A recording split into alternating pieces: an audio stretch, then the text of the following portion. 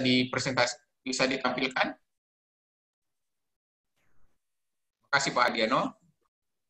Ya, Bapak Dr. Iwan Ridwansyah, saat ini beliau di Pusat Penelitian Limnologi LIPI, ya, ini orang Bogor asli, Bapak sekalian. Beliau memulai S1 di Universitas Pakuan dan kemudian S2 dan S3-nya di IPB. S1 juga beliau sering juga riset dalam beberapa tahun ini ke Jepang yang saya tahu, selalu update di Facebook beliau. Jadi beliau juga termasuk kemudian sangat produktif. Kita lihat misalnya dalam 5 tahun terakhir beliau telah mempublikasikan berbagai hasil-hasil risetnya, termasuk yang Clay Mineral in Displacement of Useful Climatic Proxy di Danau Sentarum tahun lalu ini ya, Pak Iwan, atau tahun ini. Kemudian dan beberapa yang lain di IOP dan kemudian ada di Journal of Applied Geospatial Information. Nah, mudah-mudahan nanti Bapak sekalian dengan diskusi ini Bapak Iwan bisa memberikan banyak hal kepada kita. Dan setelah Pak Iwan nanti kita akan lanjutkan nanti dengan Ibu Prof. Gadis. Oke, nanti Ibu Prof. Gadis akan kita sampaikan nanti data singkatnya setelah Pak Iwan presentasi atau sebelum Ibu Prof. Gadis mempresentasikan. Kami persilahkan waktunya ke Pak Dr. Iwan Ridwansyah.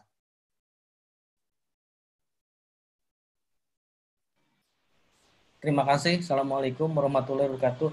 Terima kasih Pak Rizal sebagai moderator dan tentunya terima kasih kepada Emily yang telah memberikan kesempatan. Dan tentunya ini saya pikir sudah waktunya kita ke lebih ke advance limnology. Jadi sekarang saya coba share aja ya ininya apa yang akan saya sampaikan. Jadi judul dari presentasi ini yang akan saya sampaikan yaitu konsep ekohidrologi dan penerapannya dalam pemodelan soil and water assessment tool. Jadi ini memang kombinasi dari konsep-konsep ekohidrologi yang bisa dilakukan secara simulasi tapi berdasarkan juga dengan penelitian dasar yang dilakukan oleh peneliti-peneliti di Pusat Penelitian Limnologi LIPI. Nah, outline presentasi untuk hari ini yaitu pendahuluan, kemudian saya coba menjelaskan juga konsep ekohidrologi, tetapi nanti secara detail dan lebih jelas nanti Profesor Gadis Sri Haryani akan memberikan yang lebih dalam lagi tentang konsep ekohidrologi. Kemudian saya sampaikan juga nanti beberapa penerapan, contoh penerapan ekohidrologi dalam pemodelan hidrologi SWOT, baik itu di Maninjau, kemudian di Jati Gede, dan Subdas Cianten yang ada PLTA-nya. Baik, kita masuk ke pendahuluan, karena memang Indonesia itu kita tahu ya sebagai swalayannya bencana, baik itu bencana yang memang tidak bisa kita hindari, bencana yang karena ulah manusia itu sendiri, atau bencana yang memang yang terjadi di perairan seperti yang menjadi studinya Pusat Penelitian Limnologi LIPI. Dan tentunya kita perlu untuk memitigasi bencana-bencana tersebut. Apakah kita bisa meredam atau mungkin menghindari bencana-bencana tersebut sehingga dampaknya tidak terlalu besar terhadap masyarakat Indonesia. Nah, ini saya coba untuk memasukkan konsep-konsep ekohidrologi, apakah bencana-bencana tersebut bisa kita minimalisir, termasuk mungkin kalau Pak Modra atau Pak Rizal itu ada di mangrove ya, apakah nanti teknik-teknik tanaman mangrove itu bisa meredam kalau memang daerah itu berpotensi menjadi bencana tsunami, tentunya bisa meredam bencana yang akan terjadi, walaupun terjadi tetapi dampaknya tidak terlalu besar. Kemudian saya sekarang coba untuk masuk ke ke konsep ekohidrologi. Jadi tentunya kalau kita lihat gambar yang A dan B ini antara orang hidrologi dan orang ekologi tentunya akan berbeda kalau melihat sungai. Kalau melihat orang ekologi itu melihat yang sungai di atas itu tentunya langsung ke ikannya, langsung ke faunanya, terus langsung ke makro entity data, dan water quality di dalamnya. Tetapi kalau orang hidrologi kan langsung, wah itu volumenya berapa, kemudian penampang basahnya berapa, kekasaran manning-nya berapa, dan berapa sih kecepatan aliran untuk menghitung debit. Nah itu yang menjadi tentunya kalau digabungkan, dikolaborasi akan menjadi suatu konsep yang semoga menjadi membantu untuk menangani masalah-masalah ekologi di Indonesia. Memang kalau kita miring ke kiri ke kanan jadi kata-katanya ya sebelah kiri ini ada hidroekologi, atau miring ke kanan jadi ekohidrologi. Tetapi tentunya ini udah ada kesepakatan sehingga kita melihatnya sebagai konsep ekohidrologi. Kemudian ini ada saya ambil dari Profesor Hidayat Pawitan yang telah banyak memberikan pembelajaran. Beliau dengan Prof. Gadis juga memberikan kuliah ekohidrologi di IPB. Jadi konsep ekohidrologi telah dikembangkan oleh Zaleski di Polandia sejak tahun 80-an untuk kawasan pertanian, kemudian dikembangkan untuk rancang kota masa depan dengan Blue Green Network. Kemudian selanjutnya hasil kajian ekohidrologi berupa model-model interaksi antara ekosistem dan sistem hidrologi merupakan suatu dasar pengolahan lingkungan baik pada aspek hidrologi sebagai dasar konservasi sumber daya air, pengelolaan banjir dan sebagainya, juga pada tingkat biota sehingga diperoleh produktivitas dan jasa lingkungan yang berkelanjutan. Nah, rumus ekosistem ini terdiri dari 3 asas dan 1 teori. Mungkin nanti ada lebih detailnya di presentasi dari Profesor Gadis Sriharyani. Kemudian gimana sekarang kita mengimplementasikan konsep ekohidrologi tersebut. Jadi ada regulasi dari biota dan hidrologi yang tentunya skema 2 regulasi ekohidrologi inilah yang akan kita coba untuk memperbaiki apa yang terjadi saat ini.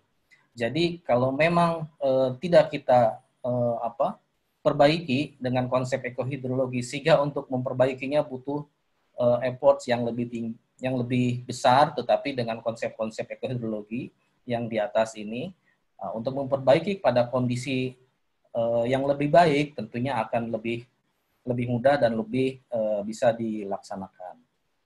Nah, secara teori dan pengembangannya itu banyak sekali, mulai dari seperti saya sebutkan tadi sejak tahun 85 itu konsep-konsep ini sudah banyak dilakukan. Mungkin nanti ada detail juga, tetapi saya di sini coba menjelaskan apa yang telah kami lakukan di limnologi, mulai dari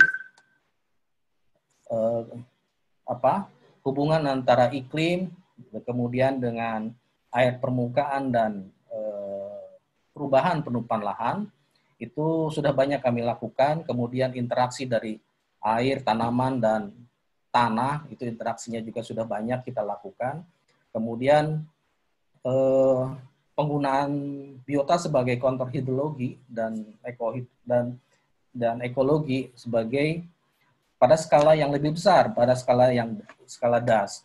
Selain itu, mungkin ini yang ke depan kita mesti lebih kembangkan, interaksi proses ekohidrologi, diantaranya constructive wetland, kemudian model-model matematika lain yang berhubungan dengan hidrologi dan ekologi. Nah, yang terakhir ini sebenarnya kita mau lakukan 4 dimensi alam di ekosistem ini, yang tetapi ternyata karena pandemi kita harusnya kita coba di Batanghari, tetapi karena pandemi ternyata dimundurkan sampai tahun depan. Kalau kita lihat memang sudah banyak paper-paper atau penelitian-penelitian yang sudah menggunakan pemodelan ekohidrologi berupa model hidrologi SWOT. Ini beberapa diantaranya, yaitu Lam dan teman-teman ini, ekohidrologi model untuk menghitung debit air dan loading nitrat. Nah, yang pertama ini jadi kami coba untuk dilakukan di Danau Maninjau. Jadi kami menghitung berapa banyak nitrat yang masuk ke Danau Maninjau berdasarkan pemodelan hidrologi SWOT. Dan ini beberapa tulisan lain tentunya melihat sekarang ternyata model SWOT juga bisa dilakukan untuk sebagai konsep ekohidrologi di dalamnya. Karena memang ada beberapa tulisan juga, tidak hanya nutrien dan sedimen, dan ternyata bakteri juga kita bisa hitung dengan simulasi pemodelan ini. Nah, untuk menerapkan konsep ekohidrologi di dalamnya, tentunya kita harus memasukkan juga teknik-teknik konservasi. Kalau di luar sana mungkin base management practice ya. Nah, itu apa aja yang bisa kita gunakan dalam simulasi sebelum kita praktekkan pada das yang atau perairan yang akan kita teliti atau kita terapkan konsep ekohidrologinya. Misalnya wetland, kemudian ada lajur tanaman ya untuk mengurangi loading fosfat. Selain itu juga ada untuk groundwater. Nah, sekarang juga nanti di slide ke depan saya perlihatkan sekarang ada kombinasi antara pemodelan hidrologi dengan pemodelan bawah permukaan. Untuk hidrogeologi itu juga sudah ada interaksinya. Kemudian kita bisa coba juga membuat tanaman-tanaman di lajur sungai itu, tetapi dia bisa menyerap nutrien-nutrien yang mungkin kita bisa hitung efisiensinya dan kemudian kita simulasi dengan model. Nah, ini salah satu contohnya, misalnya ini untuk membangun wetland, dan ini lajur-lajur tanaman untuk mentrap sedimen dan nutrien yang masuk dari pertanian di sebelahnya. Jadi konsep-konsep seperti ini sebenarnya sudah banyak dilakukan di luar sana. Karena memang salah satu contohnya ini untuk riparian buffer keuntungannya, salah satunya untuk erosi, mengurangi erosi, kemudian juga memfilter polutan, dan meredam banjir.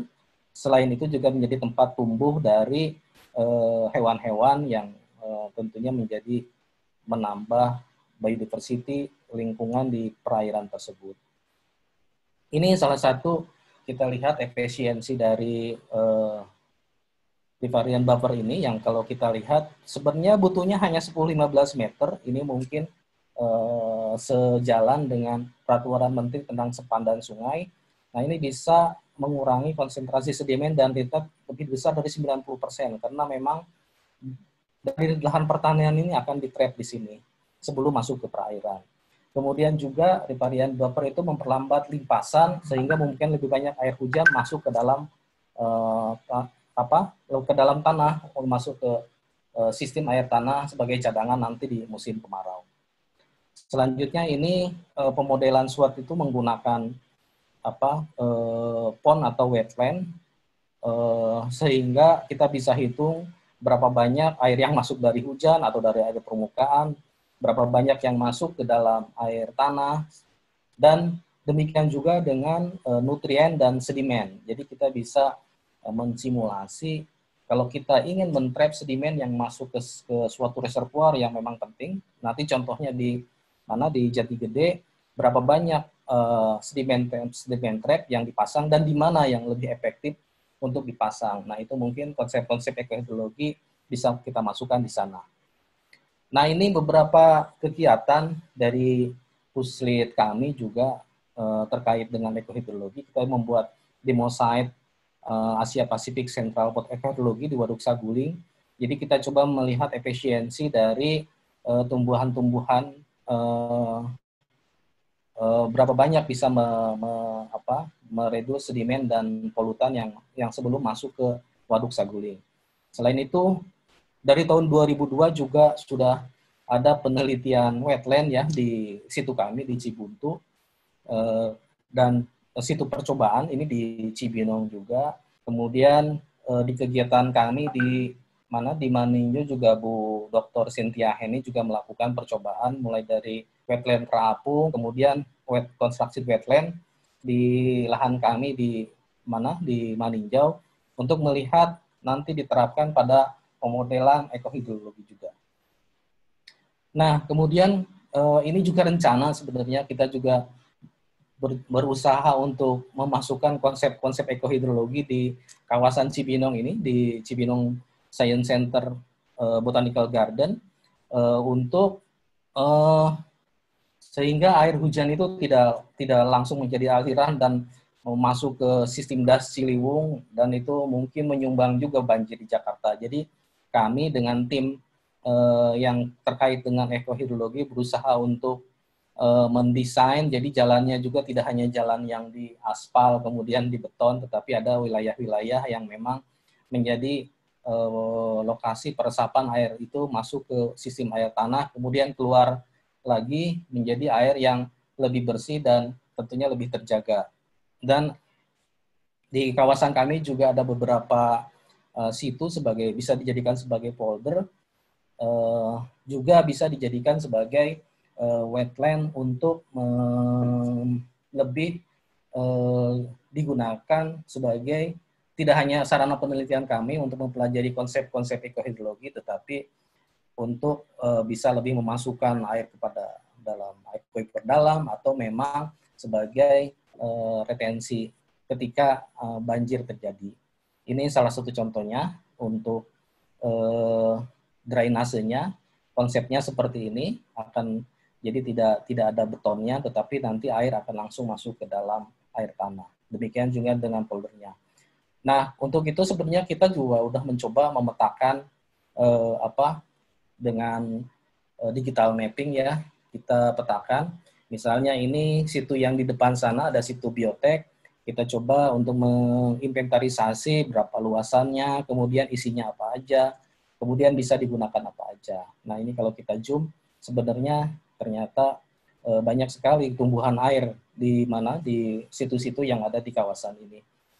Tentunya itu bisa menjadi lahan penelitian bagaimana konsep ekohidrologi bisa kita masukkan di kawasan Cibinong ini. Nah, sekarang saya lebih detail ke penerapan konsep ekohidrologi dalam pemodelan SWOT itu seperti apa sih dan apa tujuannya. Mungkin di sini akan saya jelaskan dulu sebenarnya model ini seperti apa. Jadi model SWOT itu merupakan model hidrologi model sebenarnya. Banyak model yang lain juga, ada HEC-HMS, tetapi SWOT ini memang didesain oleh Dr. Jeff Arnold, digunakan untuk dari USDA ya, dan Agricultural Research Service, sebenarnya digunakan untuk memprediksi pengaruh praktek pengelolaan lahan terhadap air, kemudian sedimen, dan produksi zat kimia dari lahan pertanian. Tetapi pada perkembangannya di sini bisa digunakan juga untuk wilayah-wilayah yang pertaniannya ada, tetapi desa-desanya mulai tumbuh juga. Nah, model ini didasarkan pada kondisi fisik, kemudian SWOT itu memerlukan informasi yang spesifik mengenai cuaca, kemudian karakteristik tanah, topografi, vegetasi, kemudian praktek pengelolaannya di dalamnya, dan praktek-praktek fisik yang terkait dengan pergerakan air seperti sedimen, pertumbuhan tanaman, siklus unsur hara, dan sebagainya. Kemudian model ini karena udah lama berkembang ya sangat efisien sekali dalam perhitungannya, tetapi untuk das yang besar tentunya memerlukan karakteristik komputer yang lebih tinggi juga. Nah, ini sebenarnya perkembangan dari SWOT-nya. Kalau mungkin Bapak Ibu udah mengenal Qual 2E, kemudian untuk hidrologinya ada bermacam model. Nah, ini semuanya dimasukkan dalam algoritma dari model itu digunakan, dimasukkan ke dalam model hidrologi SWOT ini.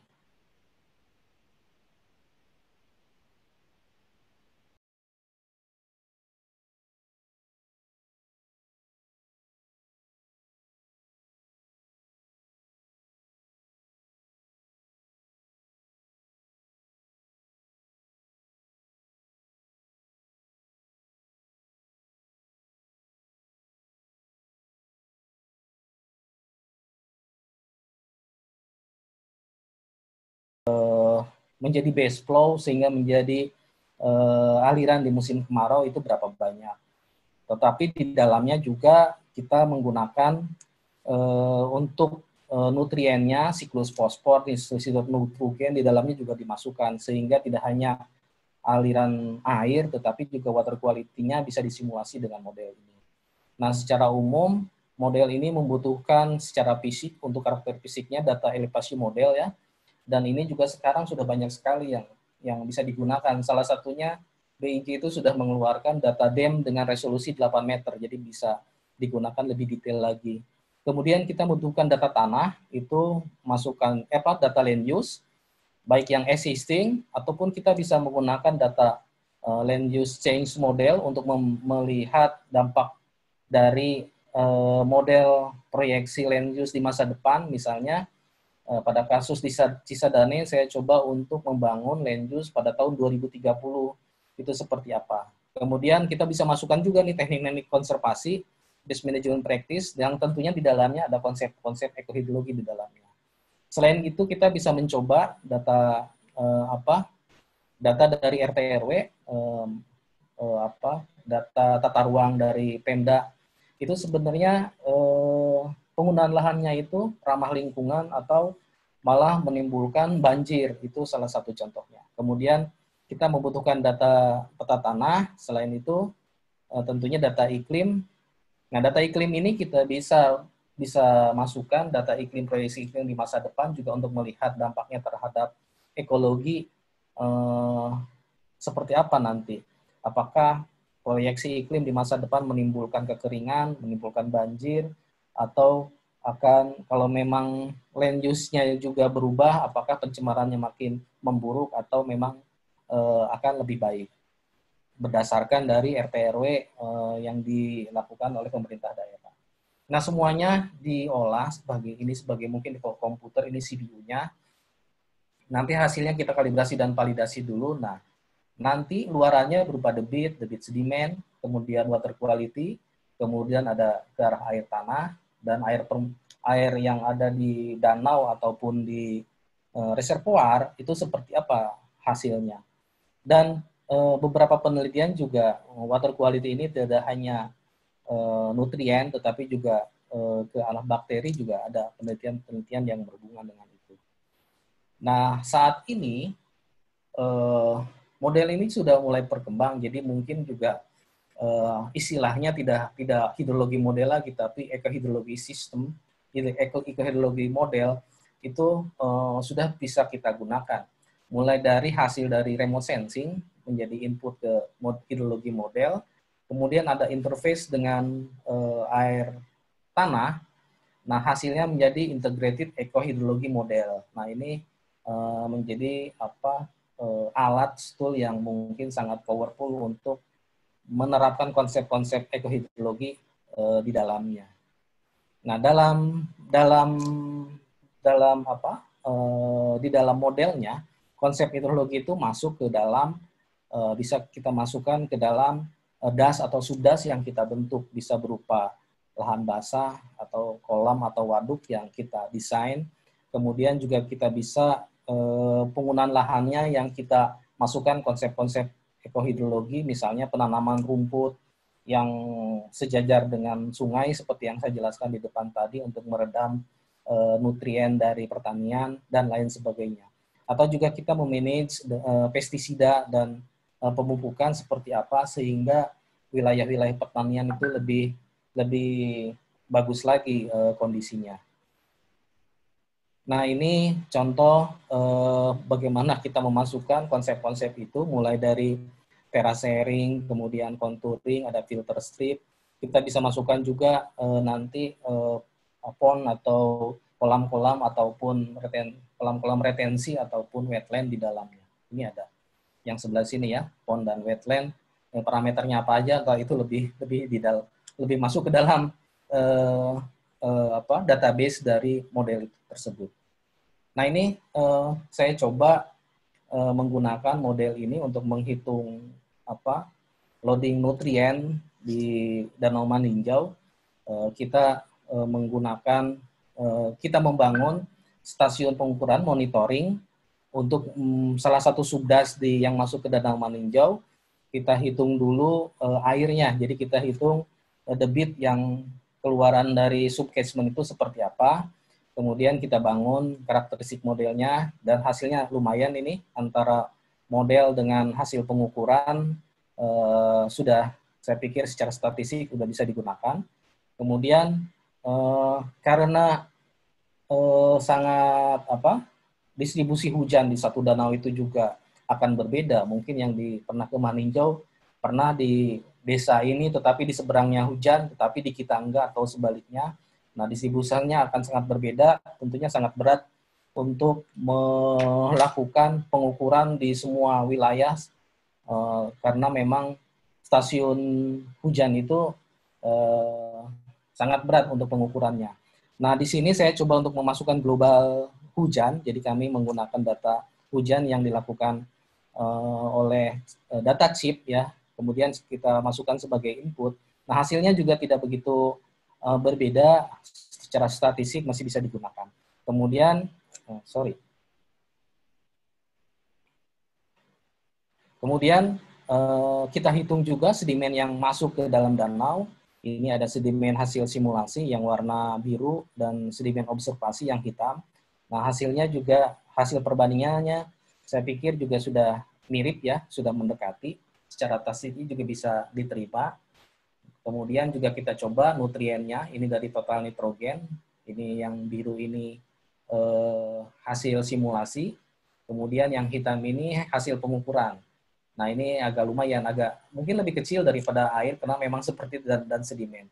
Tetapi kami masih mencoba ini memperbaiki yang untuk fosfat antara simulasi dan ininya dan hasil pengukuran ternyata tidak begitu bagus.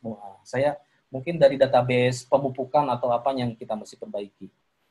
Nah, hasil dari simulasi itu, simulasi pemodelan di catchment, kemudian kita masukkan menjadi input-input ke dalam danau.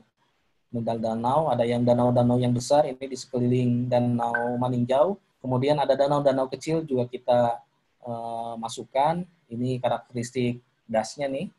Kemudian ini jumlah berapa banyak subdas yang masuk. Nah, model ini kemudian dikombinasikan dengan hidrodinamik model untuk melihat dampak dari catchment terhadap kualitas air. Di sini yang dilihat konsentrasi klorofilnya. Nah, itu untuk melihat dampaknya kalau di das itu seperti apa sih. Kemudian dampak dari yang isi, organik, perubahan antropogenik dari badan air sendiri seperti apa. Jadi di sini kita masih bisa memilah-memilah sebenarnya permasalahannya itu apa dan penanggulangannya seperti apa. Kalau memang dari catchment, misalnya berarti nutrien yang dari catchment harus dikurangi. Nah, nanti konsep-konsep ekohidrologi itu tadi yang akan kita masukkan untuk di scale up hampir seluruh kawasan di Danau Maninjau ini. Misalnya di danau-danau yang memang keluarnya banyak nutriennya, nah itu akan kita pasang wetland untuk meredam nutrien yang akan masuk ke dalam perairan danau. Ini untuk kasus di Maninjau, tetapi hal yang berbeda kita lakukan juga di DTA Jati Gede, karena waktu itu ini dilakukan sebelum Waduk Jati Gede dibangun. Jadi kita harus mendesain teknik konservasi apa yang akan kita lakukan supaya si Waduk Jati Gede ini bisa lebih sustain. Karena emang waduk ini tidak dilengkapi dengan sedimen, pembuangan sedimen. Jadi memang mengandalkan sedimennya itu harus sedikit yang masuk ke dalam danau. Ini kondisinya, dan sekarang juga di das ini makin berkembang, terutama di Garut itu tidak hanya pertaniannya ya yang berupa kentang, tetapi juga ke arah wisata seperti di wilayah PLTU Darajat ini sekarang menjadi tempat wisata yang ramai sekali. Nah, itu tentunya menjadi beban tersendiri karena memang sedimennya akan lebih banyak masuk ke dalam waduk. Nah, kita coba desain modelnya mulai dari pengambilan sampel dan pengukuran sehingga hasil dari kalibrasi dan validasinya juga kita coba di 3 titik di hulu, tengah, dan di daerah hilir. itu agak lumayan ya itunya hasil statistiknya. Kemudian kita coba memasukkan titik-titik mana aja yang kita harus redam sedimennya, karena model ini juga bisa menghitung potensi erosi secara spasial. Jadi wilayah-wilayah pertanian yang tinggi kita lengkapin dengan konsep-konsep ekologi berupa misalnya tanamannya itu tidak boleh harus sejajar kontur, kemudian juga terasering pada wilayah-wilayah yang sesuai, dan pada saat beberapa titik harus kita bangun sedimen-sedimen trap. Nah, ini kita coba simulasi mulai dari existing ya, tapi ini pada saat itu pakai penggunaan lahannya sebelum dibangun. Jadi 2000 kalau nggak salah 2014 data penggunaan lahannya. Ini kemudian kita bangun juga skenario-skenario apa aja yang bisa kita lakukan. Misalnya kita uji juga RT/RW dari beberapa kabupaten di DTA-nya dari 2011 sampai 2031 nih. Nah, kemudian kita masukkan teknik-teknik konservasi tadi, dan hasilnya bisa dilihat yang menggunakan teknik konservasi bisa meredam sedimen yang akan masuk ke waduk Jati Gede. Nah, ini penempatan teknik-teknik konservasi atau konsep-konsep ekohidrologi untuk meredam sedimen yang menjadi berpotensi masuk ke dalam waduk. Nah, ini sudah dipublish juga. Ini Pak Fahrudin mempublish apa yang dilakukan dengan konsep ekohidrologi di DTA Jati Gede. Kemudian saya juga mempublish yang terakhir ini tentang perubahan iklimnya juga coba kita tulis untuk melihat dampaknya terhadap water quality terhadap hidrologi di masa depan. Nah, ini kasus lain di Subdas Cianten. Di Subdas Cianten ini sangat menarik karena memang di salah satu subdasnya ini di bagian hulu ada digunakan PLTA yang dibangun sejak zaman Belanda 1924. Tetapi permasalahannya pada masa dibangunnya itu sedimen memang masuk, tetapi hanya 1 tahun sekali sedimen itu pemeliharaannya jadi secara rutin dibuang, dan itu dilakukan hanya setahun sekali. Tetapi saat ini karena memang perkembangan dasnya makin pertaniannya makin banyak, kemudian penduduknya juga merubah hutan menjadi pemukiman menjadi pertanian. Nah, saat ini si tandon airnya, reservoirnya itu hampir 4 kali dalam setahun, jadi udah berkurang. Nah, dan itu turbin PLTA-nya itu tidak bekerja selama hampir 5 hari selama proses pengeluaran sedimen yang menumpuk dalam reservoir. Selain itu juga saat ini turbinnya itu hanya jalan di malam hari karena siang mereka hanya mengumpulkan, menabung air dulu, kemudian malam baru jalan. Itu pun hanya sekitar 4-5 jam. Jadi memang pasokan airnya juga mulai berkurang. Nah, ini coba kita desain untuk memperbaiki kondisinya. Ini ada konsep-konsep ekohidrologi mulai dari beberapa titik itu harus di penghijauan karena memang secara erosinya sangat tinggi. Kemudian juga kita pakai rorak dan penanaman sejajar kontur. Selain itu juga kita bangun sedimen trap ini yang titik segitiga, sehingga sedimen itu sebelum masuk ke dalam reservoir terkumpul di titik-titik ini, dan secara rutin bisa diambil sebagai bahan bangunan ataupun dikosongkan kembali si sedimen trap tersebut. Nah, ini skenario-nya yang kita coba. Misalnya untuk reboisasi itu kita harus kembali mengembalikan luasan hutan menjadi 379 hektar, atau padahal 59% itu ada di dalam kawasan. Kemudian lahan pertanian yang kemiringannya 30-45% ini dilakukan terasering dan penanaman. Ini semuanya desain atau skenario yang mesti kita lakukan sehingga si sedimen itu lebih minimal masuk dalam reservoir. ini teknik-tekniknya. Kemudian ini hasilnya, hasil dari simulasi. Dan kalau kita lihat, memang pada penggunaan lahan yang menggunakan konsep-konsep ekohidrologi yang meredam sedimen tersebut, itu terjadi penurunan dan juga kenaikan, sehingga si debit itu lebih banyak, yang debit aliran air lebih banyak masuk ke dalam reservoir sehingga bisa digunakan oleh PLTA. Kalau kita lihat memang ini kita lihat proses pengeluaran sedimennya. Ini proses ini yang saya jelaskan tadi hampir 4 kali dalam setahun harus dilakukan. Dan sedimen itu sebelum masuk ke tandon juga sudah terkumpul.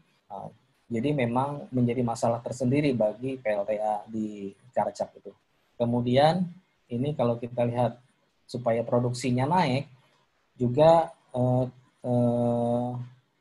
kita harus mendesain waduk reservoir lain yang luasnya sekitar 149 hektar, sehingga si turbin ini bisa kita gunakan, bisa beroperasi selama 24 jam sehari. Tapi ini hanya ini usulan, karena memang tentunya wilayahnya harus kita harus teliti lebih detail lagi terkait dengan jenis reservoirnya seperti apa, kemudian berapa banyak, berapa luasan, dan berapa pemukiman yang kena, itu mesti penelitian tersendiri. Nah, itu apa yang saya jelaskan, yang saya sampaikan terkait konsep hidrologi yang bisa diterapkan dalam pemodelan hidrologi. Terima kasih Pak Rizal sebagai moderator.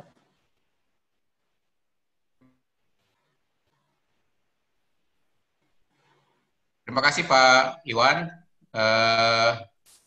Sangat menarik tadi ya, Pak Iwan sudah membawa kita di seri pembuka ini tentang konsep hidrologi dan kemudian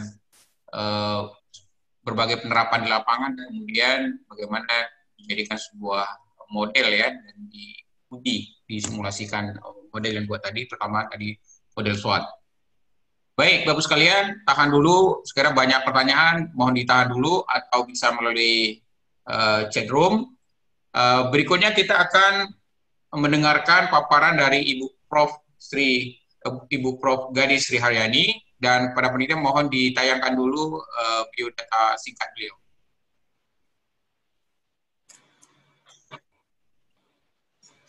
Baik, Ibu Prof. Dr. Isidro Gadis Sri Haryani, DA, beliau S1-nya dari Program Studi Manajemen Sumber Daya Perairan, Fakultas Perikanan IPB, kemudian S2 beliau dari Prancis tentang akuatik ekologi, kemudian S3 beliau juga di Prancis tentang ekofisiologi ikan, begitu ya.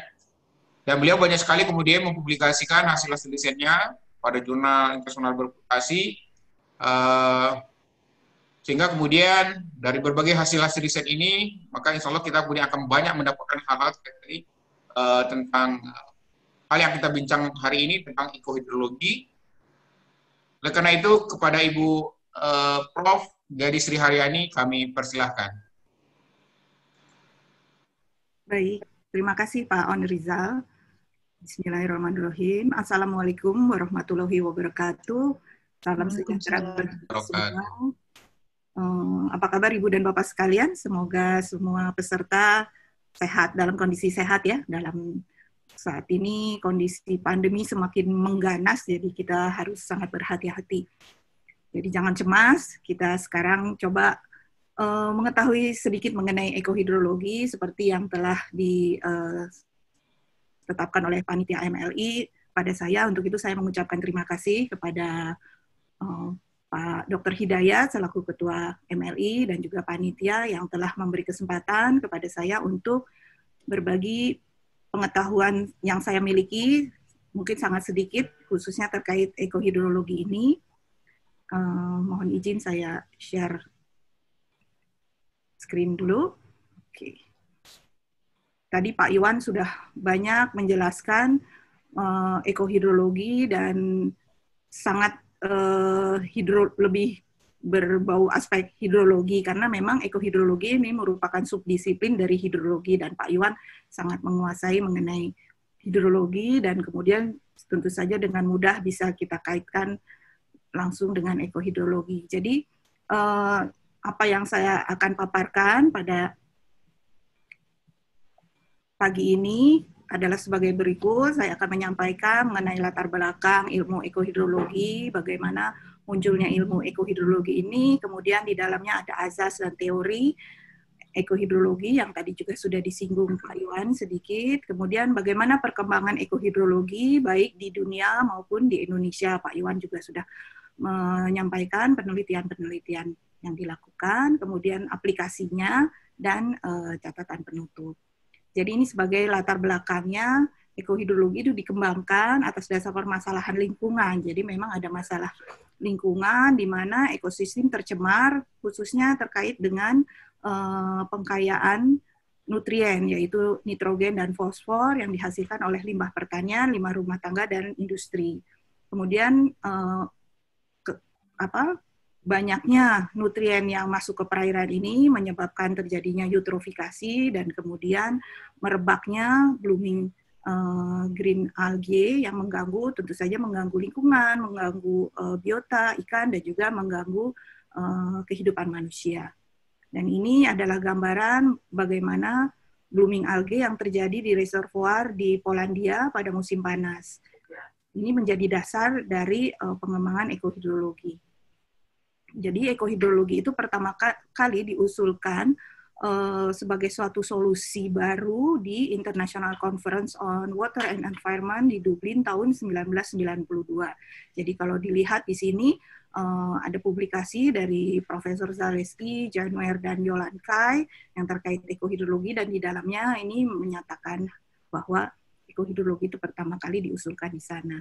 Dan mengapa sih harus diintegrasikan antara ekologi dan hidrologi sebagai paradigma baru? Tadi di salah satu slide dari Pak Iwan sudah digambarkan bagaimana hidrologi itu memang hanya melihat secara kuantitatif air, kemudian ekologi hanya melihat lingkungan saja, dan kemudian ternyata dengan hanya masing-masing itu tidak bisa mengatasi permasalahan lingkungan yang semakin kompleks. Jadi awalnya hanya bagaimana mengatasi banjir, bagaimana mengatasi kekeringan, kemudian bagaimana dengan sumber pencemarnya. Nah, oleh karena itu dengan ekohidrologi ini ada strategi yang mengandung dua elemen, yaitu menghilangkan ancamannya, kemudian mengamplifikasi peluang, dan juga memahami resistensi dan resiliensi dari ekosistem perairan terhadap tekanan yang terjadi akibat aktivitas manusia. Jadi konsep ekohidrologi ini pertama dikembangkan oleh Profesor Zaleski di Polandia pada tahun 80-an untuk kawasan pertanian. Jadi tadi di slide yang sebelumnya bagaimana reservoir di Polandia itu mengalami blooming algae, itu karena kita melihat negara-negara Eropa ini merupakan negara pertanian yang luas, dan itu penggunaan pupuk menyebabkan masuknya nutrien-nutrien yang secara berlebihan ke dalam perairan. Kemudian juga ada pengembangan yang berbeda oleh Peter Eagleson ini mengenai teori ecological optimality hypothesis yang menggambarkan bagaimana interaksi antara atmosfer, tanah, dan tumbuhan. Tadi Pak Iwan sudah menggambarkan juga, kemudian dari Rodriguez Iturbe ini memperlihatkan bagaimana konektivitas antara siklus hidrologi dan ekosistem tumbuhan. Jadi memang prinsip utama dari ekohidrologi itu adalah antara faktor biotik dan abiotik. Ini tadi juga sudah disampaikan bagaimana munculnya ekohidrologi itu. Jadi tidak tiba-tiba, tapi sudah ada berbagai penelitian, kajian mulai dari tahun 91. Ini sebenarnya abiotic-biotic regulatory continuum ini adalah terkait dengan ekoton juga, ya. Tahun 85 juga kemudian ada penggunaan biota untuk mengontrol hidrologi, dan juga bagaimana hidrologi juga mengontrol biota pada skala catchment atau basin. Bagaimana juga meregulasi proses-proses ekologi, kemudian juga terkait dengan proses ekohidrolik, kemudian ada constructed wetland sebagai eutrofikasi, ada climate water land cover ini juga tadi sudah. Jadi sebenarnya semua ini sampai ke coastal zone ekohidrologi ini semua sudah diteliti, kemudian dikaji dan dilihat teori-teorinya seperti apa, dan ini semua yang menjadi dasar dari ekohidrologi. Oleh karena itu sebenarnya apa yang sudah dilakukan ini di sana juga di Indonesia sudah banyak juga kita lakukan. Jadi sebenarnya ekohidrologi itu dasarnya tidak terlalu asing bagi kita. Cuman karena kata-katanya yang mungkin baru dikenal pada tahun 90-an tadi. Nah, ini background-nya menggambarkan bagaimana ketika di satu reservoir, yaitu di reservoir di Polandia tadi, ketika level tinggi muka airnya rendah, kemudian kaitannya dengan benih ikan pers di sini, kepadatannya, kemudian bagaimana indeks dari stabilitas airnya. Pada tahun 83 ini penelitiannya, kemudian 84 terlihat bahwa dengan airnya tinggi muka air meningkat, maka jumlah dari fry dari pers ini juga semakin meningkat. Dan disinilah terlihat bagaimana fluktuasi dari tinggi muka air dari faktor abiotik itu mempengaruhi biotik. Kemudian juga dari fitoplanktonnya terlihat bahwa ketika air rendah terjadi toxic blue green algae yang marak, kemudian juga ada zooplankton juga yang di sini yang akan memakan fitoplankton, dan begitu sebaliknya, dan kualitas air ini sangat berpengaruh terhadap pertumbuhan dari fitoplankton dan zooplankton. Ini di sini juga terlihat bagaimana analisis hubungan sebab akibat yang tadi di reservoir Zulejów ini di Polandia pada musim panas bulan Maret sampai Oktober, dan kemudian musim pola ini berulang setiap tahun. Jadi untuk negara-negara yang beriklim sedang itu dengan 4 musimnya, maka pola ini akan terjadi terus-menerus. Jadi ketika pada bulan Maret sampai dengan bulan Oktober ini dilakukan penelitian, terlihat bagaimana ketika temperatur turun, kemudian terjadi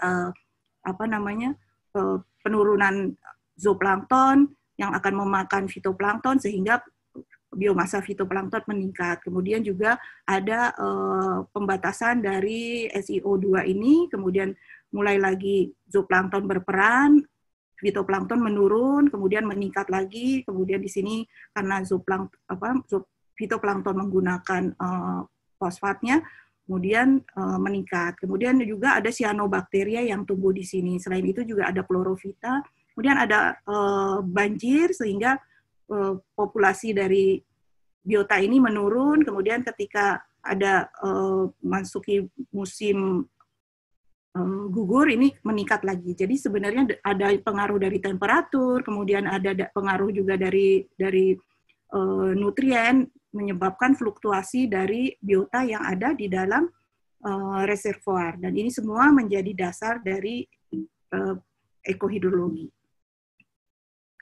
Kemudian ini adalah gambaran tadi berdasarkan sebab akibat itu terlihat adanya ancaman terhadap lingkungan, dan itu perlu dikuantifikasi dan dikenali bagaimana proses dan polanya untuk menunjukkan keterpaduan dari sistem ekologi. Nah, dari hasil analisis hubungan faktor biotik dan abiotik kemudian dirumuskan menjadi konsep ekohidrologi yang menawarkan solusi bagi permasalahan lingkungan yang tercemar. Di mana di sini memperlihatkan penggunaan fitoteknologi untuk memperbaiki kualitas air. Dan fitoteknologi ini dalam wujud lahan basah buatan, dan juga ada perlu juga secara fisik, yaitu treatment dari air menggunakan IPAL. Nah, jadi ekohidrologi itu merupakan subdisiplin dari ilmu hidrologi yang fokus pada aspek ekologi dari siklus hidrologi. Jadi memang dasarnya adalah siklus hidrologi yang harus kita pahami dan tidak boleh terputus. Itu harus merupakan satu kesatuan. Dan di kita ini untuk yang mengurusi masalah air itu berbeda-beda, sehingga sebenarnya yang siklus hidrologi ini tidak dilihat secara utuh. Akibatnya permasalahan akan semakin kompleks. Jadi ekohidrologi itu adalah ilmu yang mempelajari tentang interaksi proses hidrologi dengan dinamika biologi atau ekologi dalam kuantitas, kualitas, dan kondisi spasial, ruang, dan waktu, musim, untuk ketersediaan air yang berkelanjutan. Jadi ekohidrologi ini terkait dengan water resources management.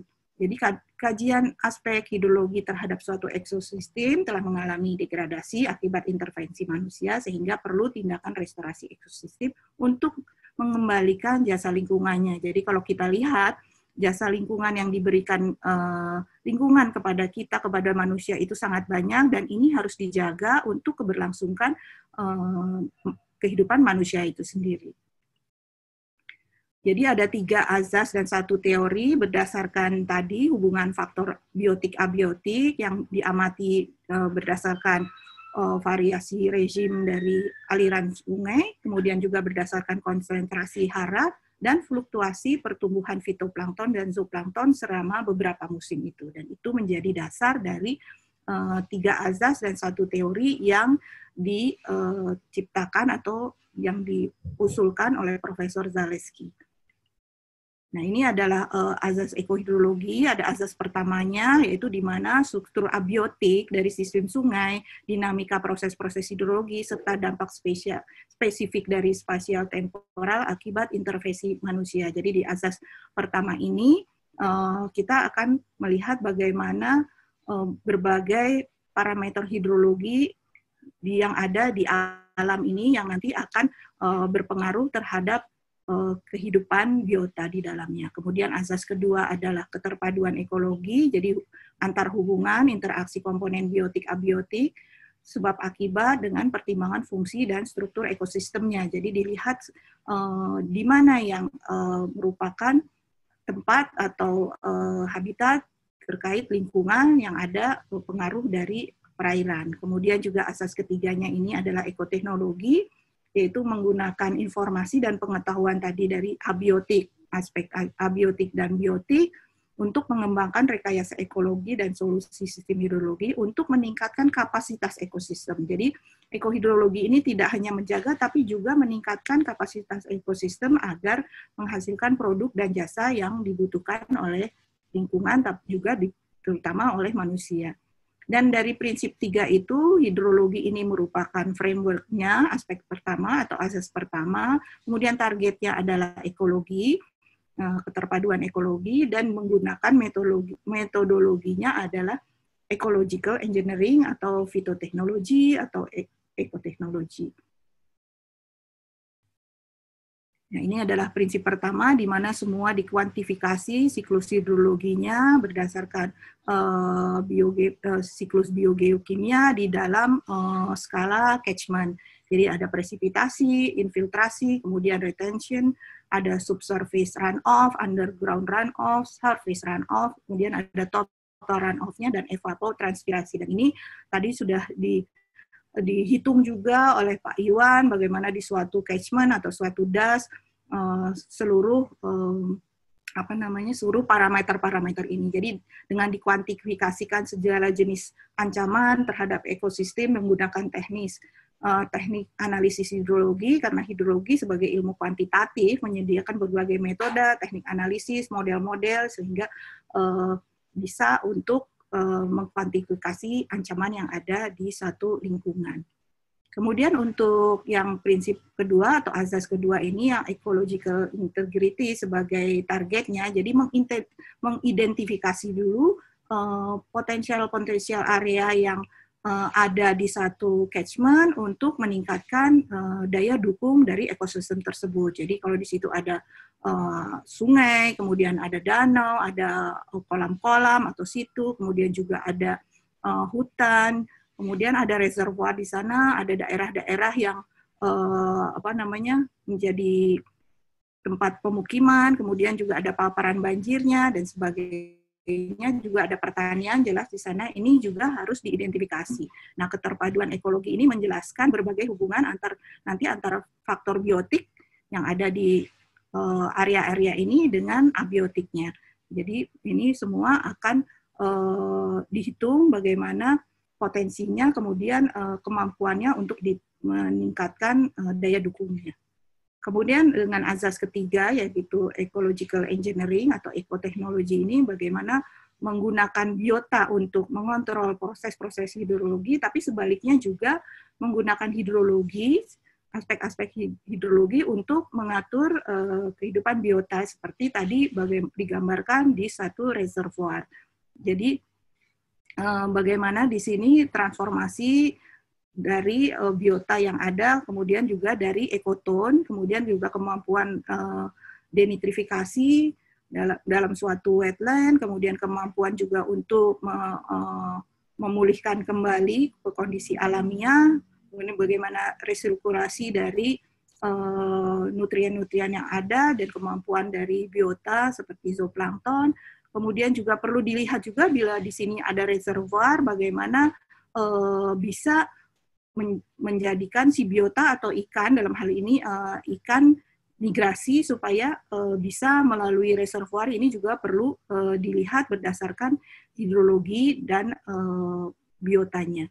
Kemudian juga ada biofiltrasi, ada sedimentasi, dan juga ada perangkap dari tanaman yang tadi kalau penjelasan dari Pak Iwan, bagaimana sedimentasi yang terjadi digunakan buffer untuk mengurangi sedimentasi dan juga mengurangi nutrien yang masuk ke dalam perairan. Dan sebelumnya ini dual regulation ini adalah teorinya bagaimana hidrologi dan biota saling meregulasi atau saling mengatur. Ini tadi sudah bagaimana masing-masing azas itu, di mana hidrologi sebagai framework-nya, kemudian ekologi sebagai targetnya, dan ekoteknologi sebagai metodologinya, dan di dalamnya ada dual regulation antara hidrologi dan ekologi atau biota. Ini tadi kalau dilihat lagi teori dual regulation, yaitu meregulasi dan mengendalikan, dan juga ada harmonisasi, yaitu bagaimana dengan teknik hidrologi, infrastrukturnya itu bisa mengetahui, mengukur ekohidrologi yang ada di sana, dan juga ada integrasi dari ekologi dan hidrologinya. Jadi kalau dilihat berdasarkan solusi berdasarkan tiga prinsip itu bisa memberikan solusi untuk perbaikan kualitas air, kesehatan manusia, dan kualitas air. Jadi kalau suatu pabrik misalnya menghasilkan air buangan, maka akan diolah menggunakan instalasi pengolah air limbah, tetapi setelah itu tidak langsung dibuang ke sungai, ke aliran sungai ini, tetapi di treatment dulu dengan menggunakan lahan basah buatan. Dalam hal ini misalnya kalau di Polandia itu menggunakan tanaman willow.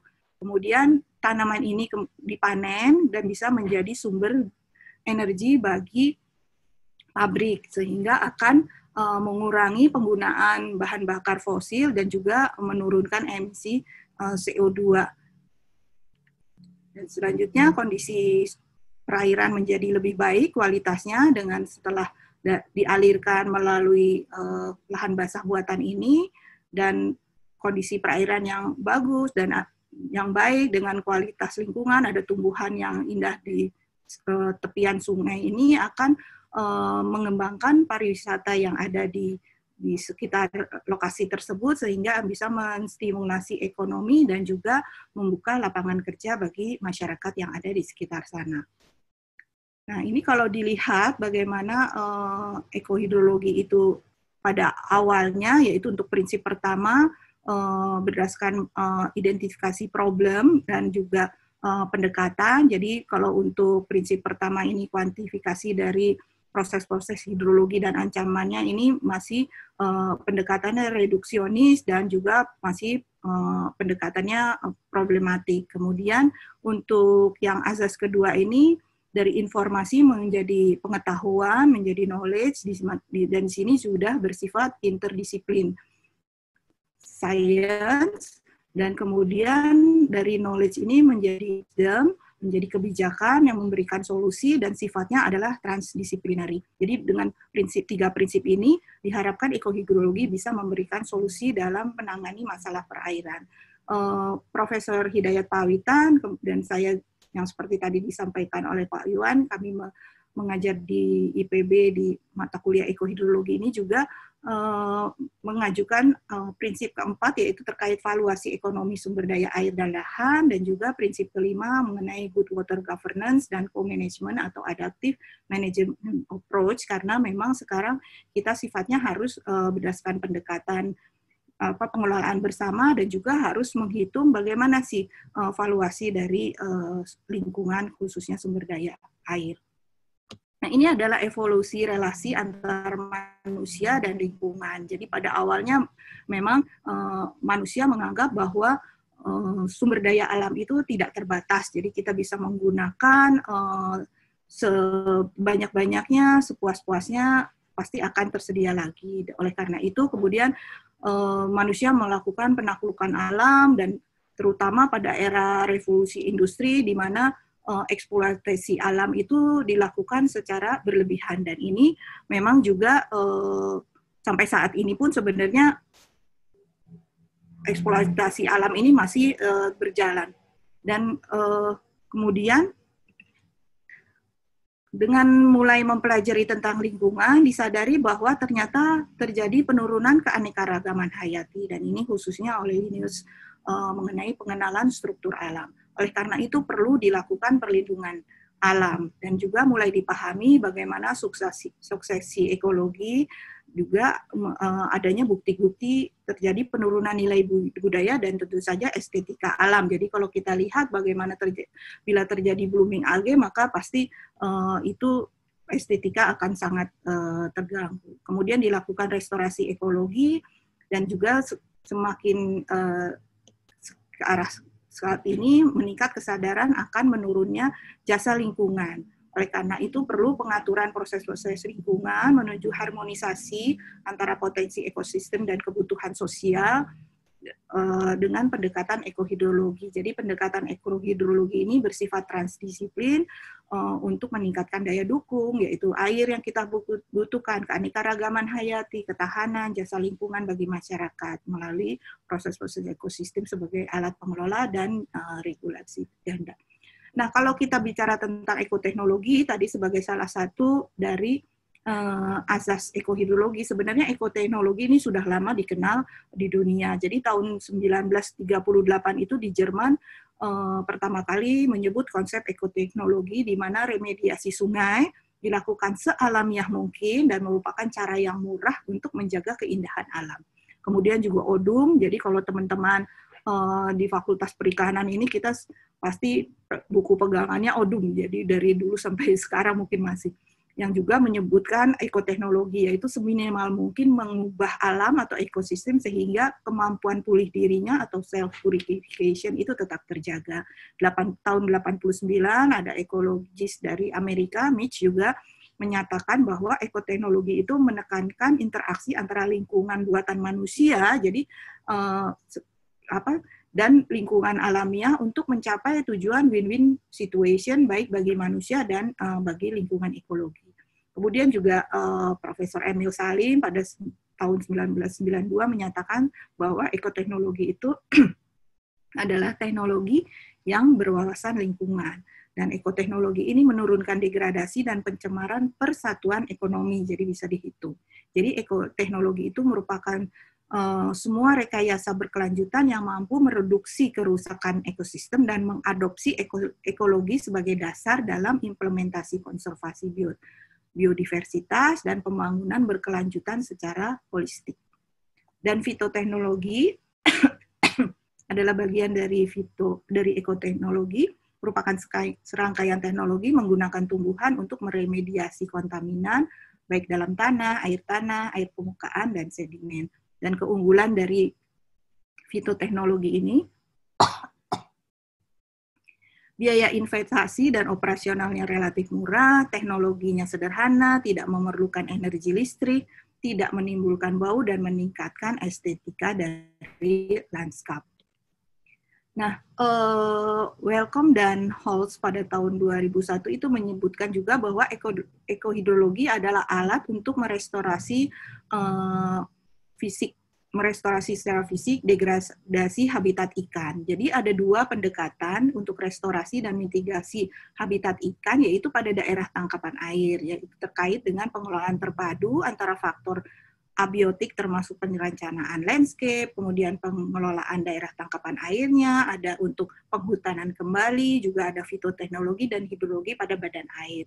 Itu pada di luar badan air. Nah, pada ekosistem perairannya sendiri, terutama terkait dengan pengelolaan perikanan, termasuk restorasi keragaman dan konektivitas habitat dengan rehabilitasi aliran sungai dan paparan banjir, rehabilitasi stok ikan dengan restocking. Dan ini terkait juga dengan konsep river continuum yang diciptakan oleh Veno tahun 80, di mana kita melihat aliran air dari hulu sampai ke hilir, mulai dari biota-biota yang ada, mulai biota bentik, biota invertebrate, mulai dari organik, komponen organiknya juga, kemudian ikannya, kemudian juga ada hewan-hewan lainnya, dan bagaimana di hilir dari yang sungainya lebar sungainya yang sempit, kemudian arusnya, dasarnya berbatu-batu, sampai kemudian ke tengah, bagian tengah sungai ini jenis ikannya juga akan berbeda, dan sampai ke hilir di mana lebar sungainya juga semakin besar, kemudian juga ada kecepatan arusnya, dan juga dari temperaturnya, penetrasi cahaya, semua ini bagaimana faktor abiotik itu mempengaruhi faktor-faktor biotik atau flora fauna yang ada di sana. Dan ini juga terkait dengan perikanan di daerah paparan banjir, bagaimana tinggi muka air pada musim hujan, kemudian pada musim kemarau ini berpengaruh kepada siklus biologi ikan, yaitu ketika awal musim hujan, ikan buai siap-siap bermigrasi, mulai memijah dan bermigrasi ke daerah banjiran, kemudian pada saat air tinggi itu adalah masa tumbuhnya, kemudian ketika air mulai turun, mulai bermigrasi keluar dari daerah banjiran, dan ketika musim kering ini bertahan di badan air yang masih tergenang secara permanen. Dan ini juga terkait dengan siklus atau aktivitas penangkapan oleh nelayan, bagaimana nelayan beradaptasi dengan kondisi perairan tersebut. Ketika tinggi muka airnya rendah, menggunakan alat tangkap penghalam, ketika airnya naik, menggunakan alat tangkap yang lebih aktif dan selektif, air mulai turun lagi juga mulai menggunakan alat tangkap. Dan ini semua juga terkait dengan perekonomian masyarakat, khususnya nelayan yang ada di sana, bagaimana kalau kondisi ini terganggu, maka akan terganggulah perekonomian masyarakat juga. Dan itu tadi disebutkan juga oleh Pak Iwan, bagaimana sebenarnya berapa meter yang diperlukan untuk supaya tumbuhan ini yang sebagai buffer fungsinya sebelum untuk menjaga masuknya nutrien-nutrien atau pencemar, bahkan sedimen masuk ke dalam suatu perairan. Dan ini berdasarkan peraturan yang ada, sebenarnya sudah ada, yaitu kalau untuk sungai 100 meter luas sempadan sungainya, dan untuk danau itu sekitar 50 meter kalau tidak salah. Dan ini sangat penting dijaga karena terkait tadi dengan kehidupan biota dan juga terkait dengan kesehatan perairannya. Ini juga sama bagaimana pola atau konsep dari flood pulse di suatu sungai, dan ini juga akan dengan menggunakan ekohidrologi ini akan bisa memberikan solusi terhadap dampak perubahan iklim yang terjadi di suatu wilayah sungai, karena dampak perubahan iklim ini akan menyebabkan fluktuasi air sungai menjadi lebih ekstrim, kemudian ada peningkatan suhu, ada perubahan siklus nutrien, perubahan rantai makan, dan pola reproduksi. Dan pola reproduksi ini tentu saja bila terganggu akan berakibat pada ujungnya hilangnya biodiversitas. Dan dengan konsep ekohidrologi ini, maka efek langsung dari perubahan iklim terhadap sumber daya air dapat diminimalkan. Ini hasil penelitian kami dengan Pak Hidayat, Dr. Hidayat dari Limnologi dan Okta, bagaimana hubungan tinggi air dan jumlah spesies ikan di Sungai Tawang, Danau Belida, Danau Pengembung di Taman Nasional Sentarum, Danau Sentarum. Jadi kita melakukan penelitian dan melihat hubungan antara tinggi muka air, misalnya ini di Sungai Tawang, dengan jumlah ikan yang ada di perairan tersebut. Ini adalah Sungai Tawang, kemudian ini adalah Danau Pengembung dan Danau Belida. Jadi di ketiga sumber daya air ini jumlah spesies ikannya sangat dipengaruhi oleh tinggi muka air. Jadi ketika air rendah didapatkan 20 spesies dan ketika air tinggi ada 32 spesies. Dan Sungai Tawang ini yang merupakan outlet dari Danau Belida dan Danau Pengembung ini selalu berair, baik ada musim kemarau ketika air rendah, di sini terlihat tinggi muka air masih lebih tinggi daripada kedua danau tersebut, maka ketika itu ikan-ikan dari Danau Belida dan Danau Pengembung ini bermigrasi ke Sungai Tawang, dan ketika air tinggi ikan-ikan justru bermigrasi ke danau-danau ini. Dan kalau dilihat dari ekologi ikan atau jenis ikan, berdasarkan jenis ikannya ada ikan putih, kemudian ikan hitam, dan ada juga yang grey. Dan ini memperlihatkan bagaimana ikan yang putih itu merupakan rheophilik dari spesies rheophilik, jadi hidupnya terutama di sungai dan hanya pada saat air tinggi berada di sungai utama atau di paparan depan, dan pada musim air rendah akan berada di aliran sungai yang permanen itu tadi, seperti di Sungai Tawang. Ini di sini dari 39 spesies yang kami temukan, kemudian bisa dilihat bahwa ikan ini terbagi dari ada yang merupakan greyfish, ada yang merupakan blackfish, dan merupakan whitefish. Kalau blackfish ini merupakan spesies linofilik, jadi merupakan penghuni paparan banjir selama musim kering dan musim hujan, karena ikan-ikan jenis ini mampu beradaptasi pada kondisi anoksik. Sedangkan greyfish ini merupakan eurytopik spesies, jadi dia wilayahnya lebih luas, hidup di sungai utama, pada air rendah berpindah ke paparan banjir ketika tinggi, dan terutama ikan-ikan ini juga menghuni berbagai habitat seperti di vegetasi riparian, di curug tenang, dan di sungai-sungai yang bagian sungai yang terdalam. Ini memperlihatkan bagaimana bila zona ekoton hilang atau rusak. Jadi digambarkan di Danau Tanganyika ini karena perubahan zona ekoton pada danau tersebut yang dijadikan lahan pertanian menyebabkan keragaman dan produktivitas berkurang, khususnya hasil perikanan menurun 6 kali dibandingkan pada kondisi alamiah. Karena pada kondisi ini tidak ada tumbuhan, kemudian juga terjadi sedimentasi, dan juga anak-anakan ikan tidak bisa hidup di sini untuk berlindung, untuk mencari makan, dan juga ikan-ikan dewasanya tempat untuk bertelurnya tidak tersedia. Itulah yang menyebabkan mengapa hasil perikanan menurun. Dan juga ini perubahan zona ekoton di anak sungai Kayamanya di muara Sungai Poso, terlihat di sini bagaimana daerah tepiannya, daerah ekotonnya ini di beton, diturap, padahal ini merupakan tempat hidup bagi glass eel dan elversidat yang berasal dari Teluk Tomini dan akan bermigrasi ke Danau Poso yang letaknya di Sulawesi Tengah. Dan di sini dengan hilangnya tumbuhan yang ada di sini, maka akan terjadi sedimentasi, kemudian juga tumbuhan tempat anak-anak ikan sidat itu mencari makan dan berlindung juga hilang. Dan ini bisa menyebabkan hilangnya ikan sidat di Danau Poso.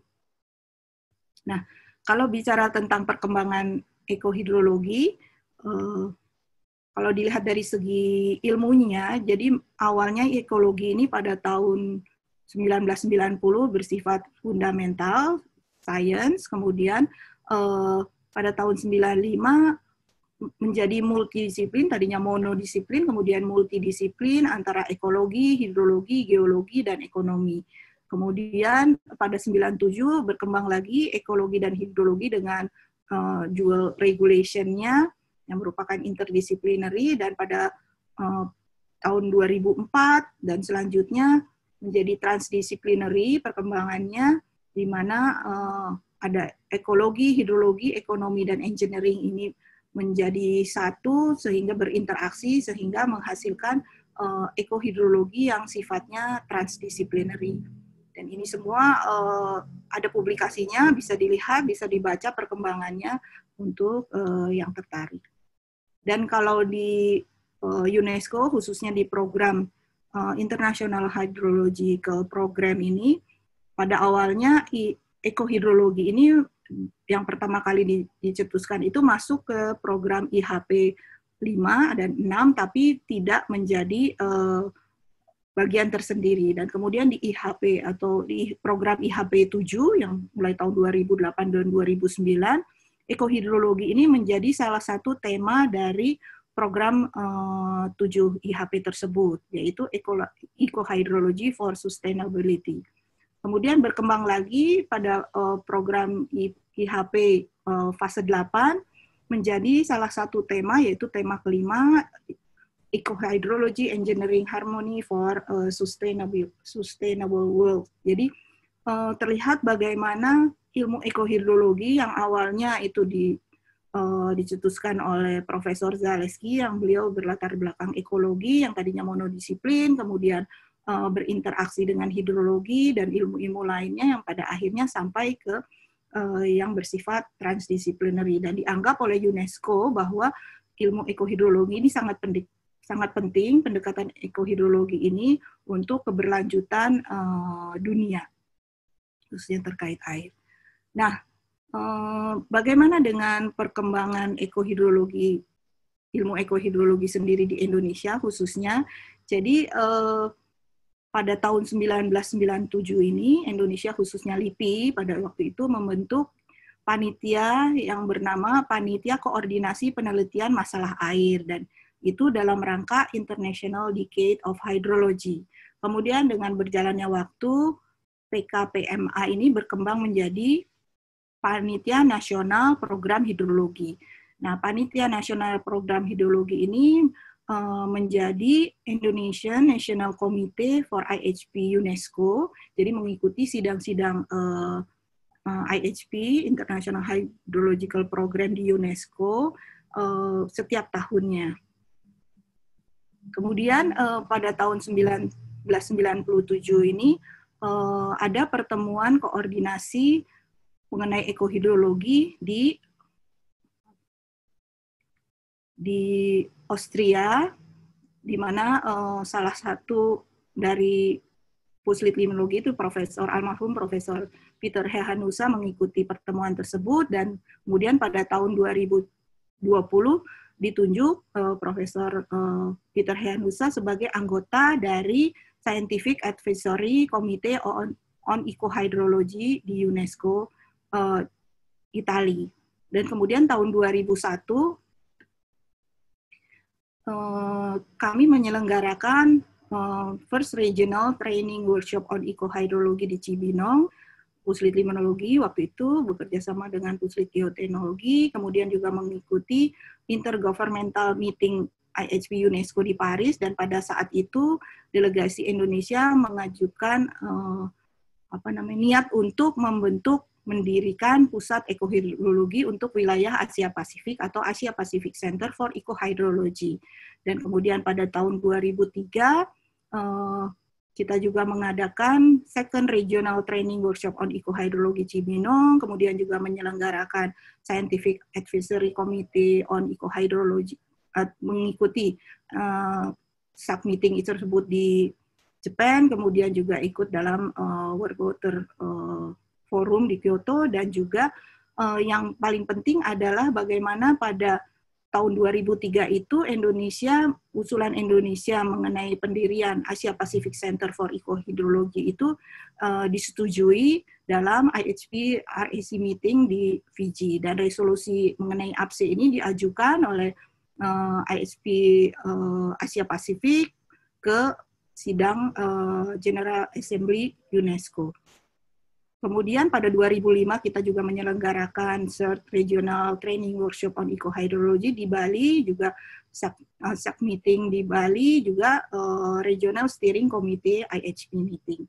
Dan akhirnya pada tahun 2009 usulan Indonesia untuk mendirikan Asia Pacific Center for Eco-Hydrology disetujui dalam General Assembly ke-35 UNESCO di Paris. Dan akhirnya pada 2011 dilakukan peresmian di Cibinong, di dekat kantor kami, kantornya Asia Pacific Center for Eco-Hydrology Indonesia, dan merupakan UNESCO kategori 2 center. Dan juga pemerintah Indonesia mengapresiasi usaha dari kita untuk mendirikan atau mengembangkan ilmu ekohidrologi dan juga mendirikan Asia Pacific Center for Eco-Hydrology itu. Dan pada tahun 2004 saya mendapatkan Satya Lencana Pembangunan dari Presiden Megawati pada waktu itu atas upaya pendirian atau membantu mengembangkan ekohidrologi di Indonesia. Kemudian bagaimana dengan pusat ekohidrologi di dunia? Jadi di dunia itu ada 4 pusat ekohidrologi. Yang pertama adalah European Regional Center for Eco-Hydrology di Polandia, di mana Profesor Zaleski ini sebagai direkturnya. Kemudian ada juga International Center for Coastal Eco-Hydrology under auspices UNESCO ini di Portugal pada tahun 2009. Kemudian Indonesia, Asia Pacific Center for Eco-Hydrology yang peresmiannya 2011, tapi sebenarnya sama-sama disetujui dengan Portugal ini, Coastal Eco-Hydrology pada tahun 2009. Dan ada yang keempat, yaitu African Regional Center for Eco-Hydrology di Ethiopia pada tahun 2017. Dan bagaimana aplikasi ekohidrologi di dunia, jadi seperti yang dikembangkan oleh Profesor Zaleski, yaitu Eco-Hydrology from Theory to Practice. Di sini menggambarkan bagaimana penggunaan dari biofiltration zone, kemudian ada geochemical zone, ada sedimentation zone ini untuk mengatasi masalah-masalah dari pencemaran yang masuk ke perairan. Jadi dengan diproses melalui ketiga ada senjata tumbuhan yang terakhir ini, maka kualitas airnya menjadi semakin baik. Dan ini merupakan low cost dan high effectiveness solution karena tidak invasif dan tidak mengganggu landscape karena di subsurface. Kemudian ini juga bagaimana meningkatkan kemampuan penyerap dari ekosistem dan meningkatkan jasa ekosistem dari suatu wilayah floodplain di Polandia dengan menggunakan tanaman, di mana kemampuan tanaman itu untuk menyerap fosfor di paparan banjir. Dan kalau dilihat di sini, bagaimana air yang masuk ke suatu daerah paparan banjir, kemudian air keluar di sini dihitung dengan 24% luasan dari tanaman willow itu mampu mengakumulasi 332 kg fosfor, sedangkan bila diperluas lagi, yaitu 48% dari area willow itu akan mengakumulasi 399 kg fosfor, sehingga akan mengurangi atau menghindarkan terjadinya alga bloom di reservoir, karena 1 kg fosfor mampu meningkatkan 1-2 ton biomassa alga di reservoir. Nah, ini adalah gambaran bagaimana salah satu bentuk dari pendekatan ekohidrologi, yaitu renaturalisasi sungai. Jadi sungai yang sebelumnya kondisinya lurus, kemudian tidak ada tanaman di sini, dibelok-belokkan kembali, di mana juga ditanami kembali lebih banyak tanaman di ripariannya, sehingga mampu meningkatkan kualitas perairan. Dan juga dasarnya itu yang tadinya lumpur, kemudian dimasukkan kembali kerikil-kerikil. Dan ini saya lihat sendiri waktu mengikuti advance training hidrologi waktu itu di beberapa sampai ke Italia, di mana di Sungai Danube itu dilakukan perbaikan dasar sungai dengan meletakkan kembali batu-batu kerikil.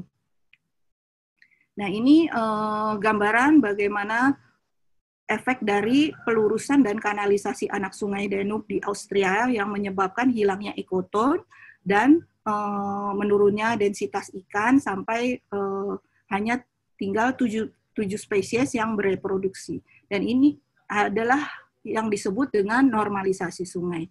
Kemudian, dan normalisasi sungai ini di Jerman pada akhir abad ke-18. Kemudian pada tahun-tahun berikutnya dilakukan normalisasi, naturalisasi sungai, bukan normalisasi sungai, yaitu pada tahun 90, di mana setelah 3 tahun, yang spesies ikan yang bereproduksi meningkat menjadi 12, komunitas dan keragamannya meningkat dan didominasi oleh ikan muda. Dan ini saya dapatkan publikasi ini dari Kompas tahun 2002. Jadi sebenarnya Indonesia sudah mengetahui adanya renaturalisasi, tapi sampai saat ini kita masih menyebutkan perbaikan sungai itu dengan istilah normalisasi sungai. Kemudian ini di Singapura, bagaimana suatu kanal drainase yang terbuat dari beton lurus begini dibelok-belokkan kembali sealamiah mungkin.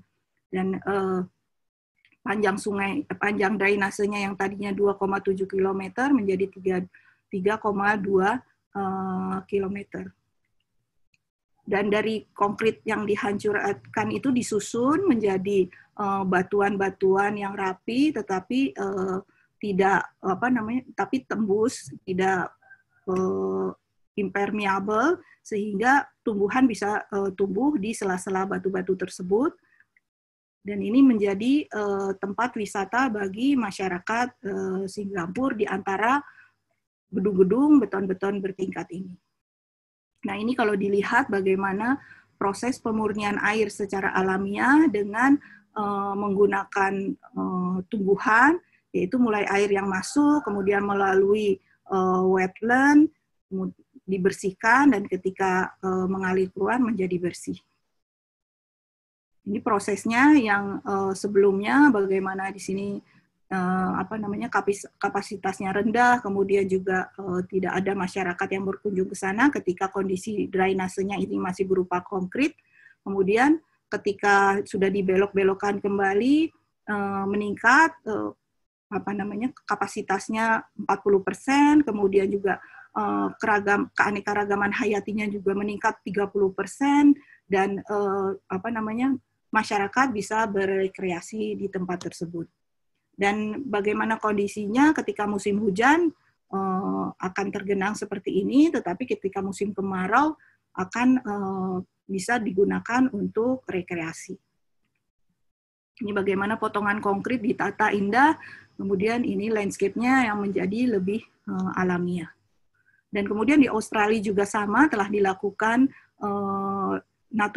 naturalisasi kanal-kanal, kemudian juga di Amerika. Jadi sebenarnya hal ini sudah dilakukan di berbagai tempat, bagaimana manusia melihat bahwa bila pendekatannya hanya struktur, ternyata akan menyebabkan lingkungan terganggu, dan bila dikembalikan lagi banyak keuntungan, kembalikan alamiah kembali, banyak keuntungan yang bisa didapatkan oleh manusia.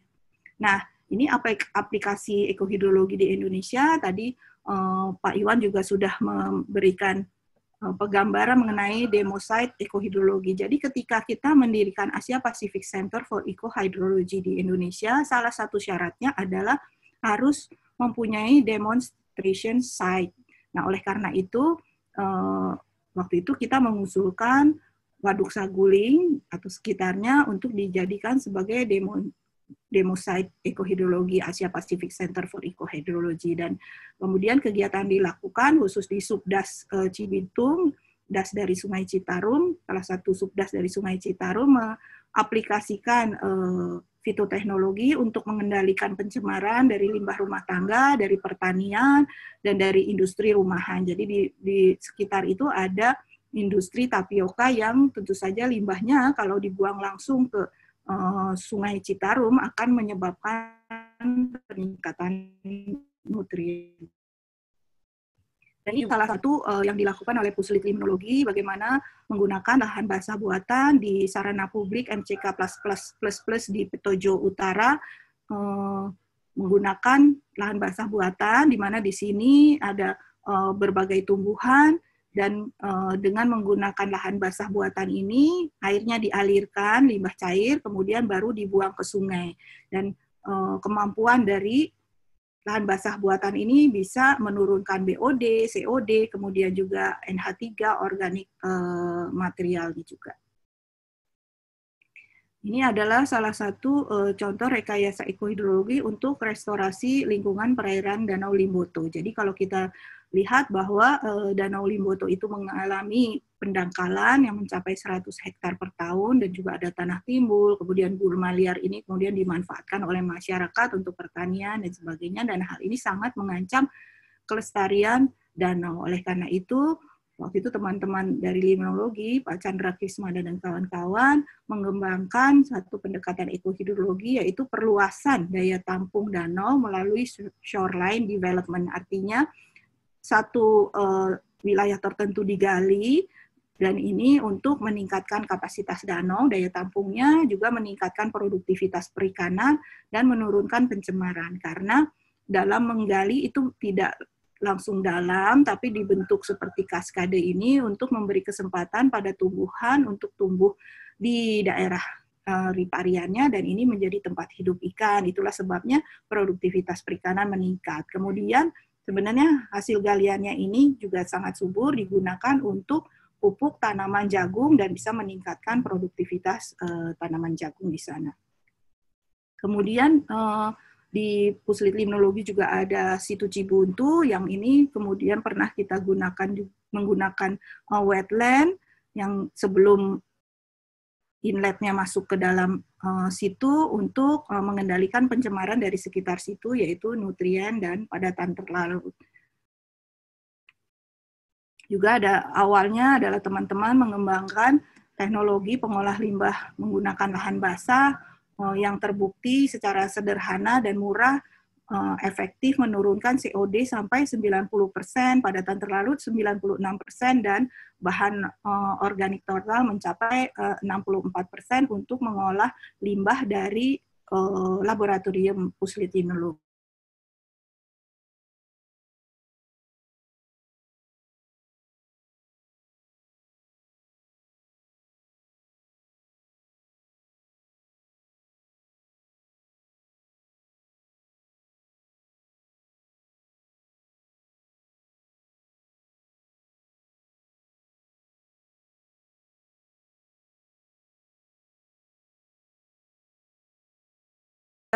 Bisa menambah sedikit pengetahuan Ibu dan Bapak sekalian. Terima kasih. Wassalamualaikum warahmatullahi wabarakatuh. Waalaikumsalam warahmatullahi wabarakatuh. Terima kasih sekali Ibu Prof. Gadis Sriharyani. Jadi sangat menarik sekali dalam presentasinya Ibu Prof. Gadis tadi sudah menyampaikan kepada kita apa yang melatar belakangi sehingga kemudian berkembangnya ilmu ekohidrologi ini.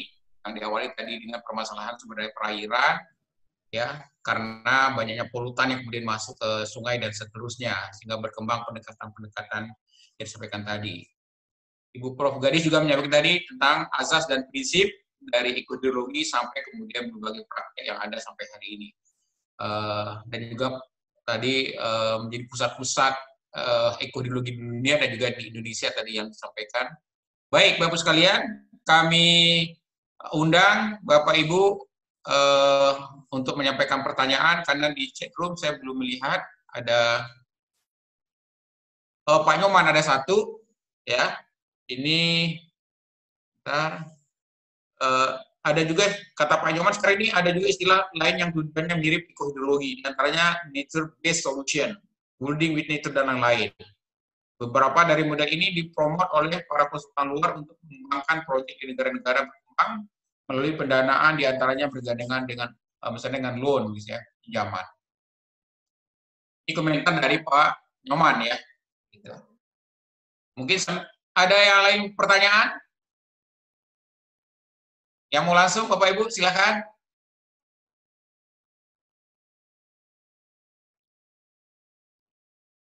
Silakan, Bapak Ibu. Kalau tidak ada, mungkin saya mengawali Ibu Prof. Gadis dan Pak Iwan.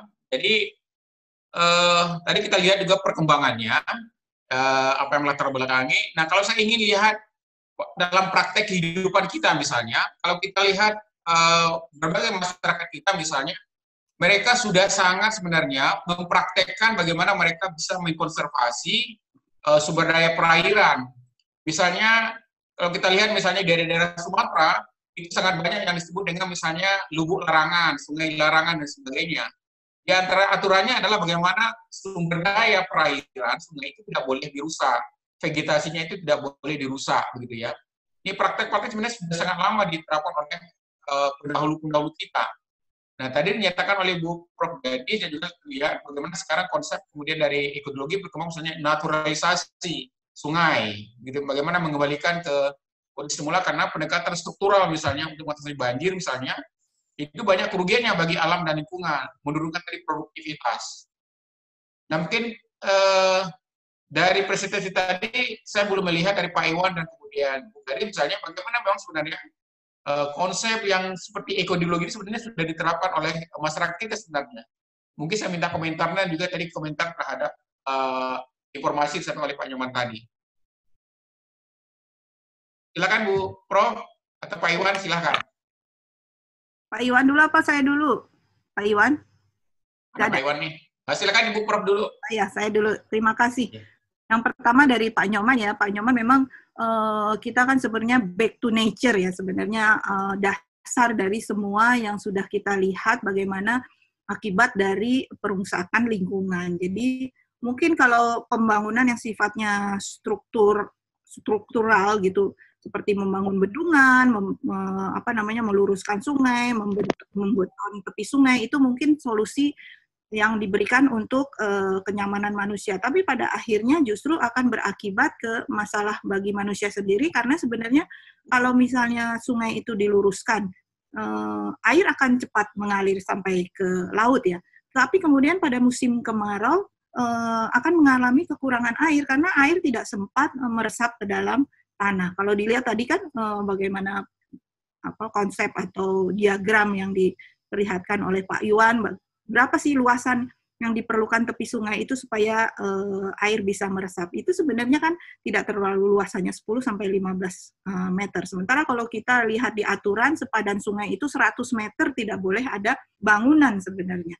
Nah, ini yang karena selama ini kita hanya melihat dari segi engineering. Nah, ekohidrologi ini menawarkan ecological engineering, dan tadi Pak dalam pernyataan Pak Nyoman itu ada nature-based solution. Jadi memang berbasis alam, dan ada kompromi juga sebenarnya. Tidak harus bahwa semua wilayah sungai itu tidak boleh dibeton atau karena untuk menghindari erosi. Nah, itu memang bisa ada juga pendekatannya menggunakan yang sifatnya lebih bisa menyerap air atau bisa tembus air menggunakan bronjong. Tapi kalau memang tidak bisa, itu bagian itu memang perlu dibeton. Tapi tidak semuanya. Jadi ada kompromi-kompromi seperti itu. Dan kalau memang para pengembang proyek-proyek di negara-negara lain itu bisa yang sudah dikembangkan dengan nature-based solution itu bisa, atau building with nature itu bisa melakukannya di Indonesia, ini akan sangat bagus sekali karena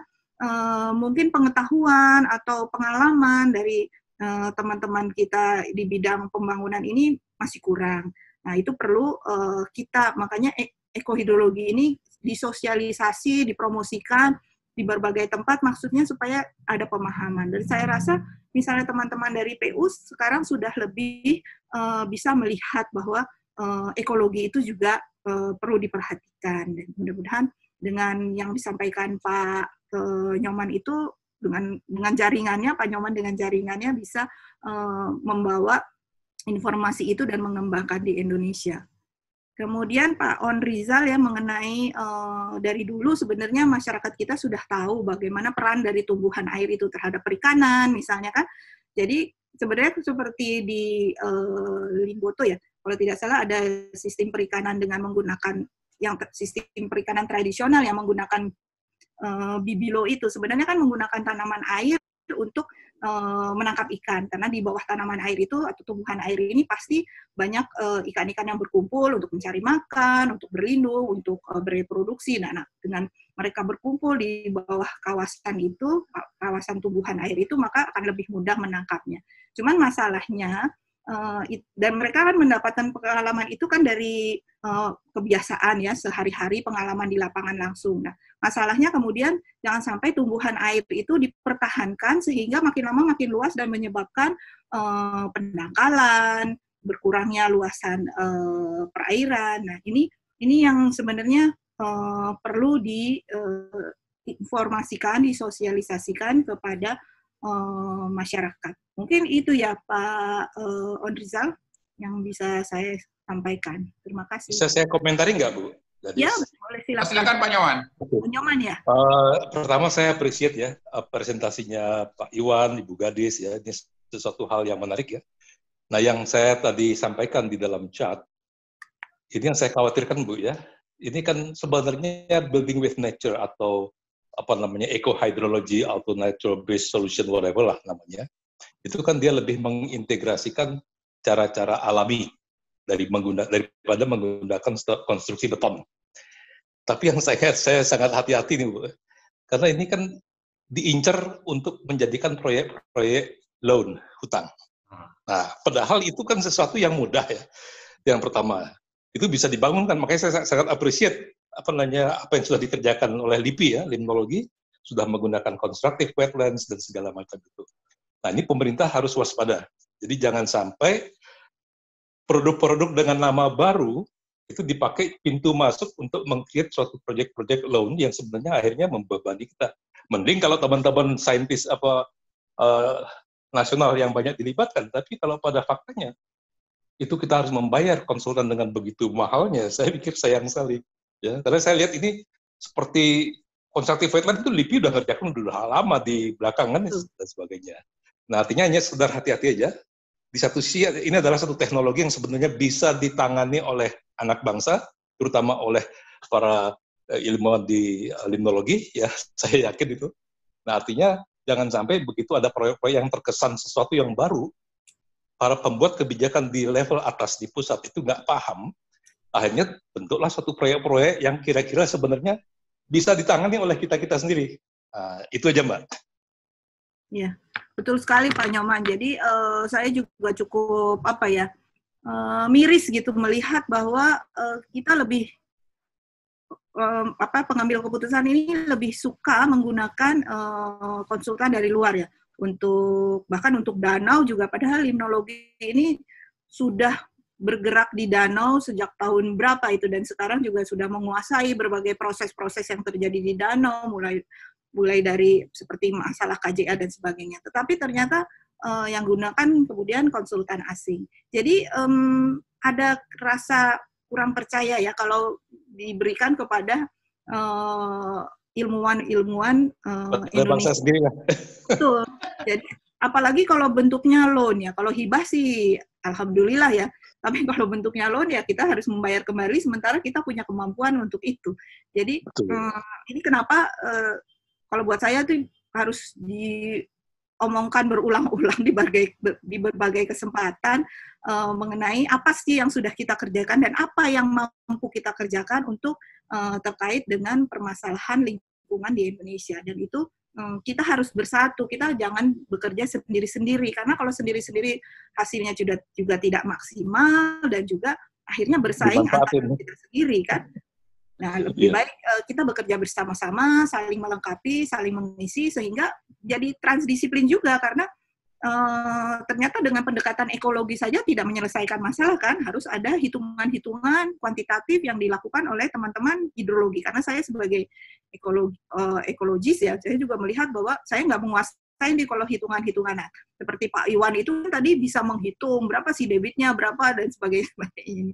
Dan itu kita harus bersama-sama sehingga kita bisa kuat menunjukkan bahwa kita mampu dan kita sudah mengerjakannya. Jadi itu ya Pak Nyoman, kita selalu... Ya, setuju banget Bu. Bila perlu undang Bappenas yang pembuat kebijakan seperti itu. Iya, betul.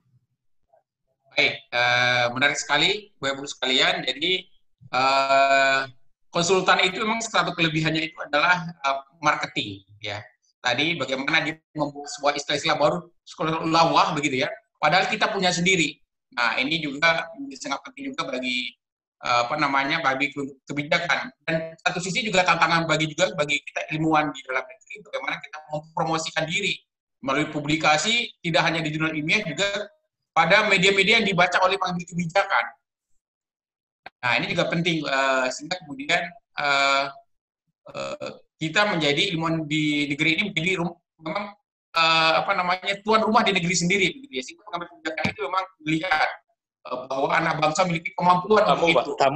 Tidak bangga dengan kalau ada nama-namanya bule gitu, langsung dia merasa hebat begitu ya. Padahal banyak mereka belajar ke kita juga seperti itu. Ya. Dan pada akhirnya data-datanya itu justru didapatkan dari hasil penelitian kita. Betul ya.